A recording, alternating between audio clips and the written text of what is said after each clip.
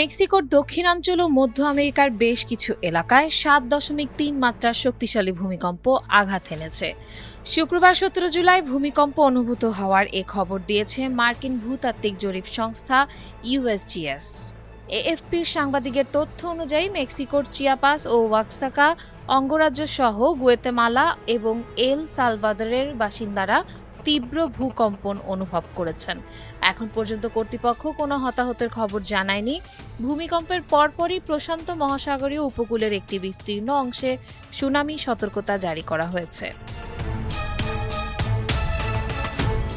USGS জানিয়েছে ভূমিকম্পটির উৎপত্তিস্থল ছিল মেক্সিকোর আকিলিস সেরদান শহর থেকে 48 কিলোমিটার দূরে সমুদ্র উপকূলে এবং এর গভীরতা ছিল ভূপৃষ্ঠ থেকে মাত্র 18 কিলোমিটার। চিয়াপাস অঙ্গরাজ্যের রাজধানী তুলা গুতিয়ারেজে থাকা এএফপির এক সাংবাদিক জানিয়েছেন, ভূমিকম্পের সময় শহরের বেশ কিছু বহুতল ভবনের বাসিন্দাদের মধ্যে চরম আতঙ্ক ছড়িয়ে পড়ে।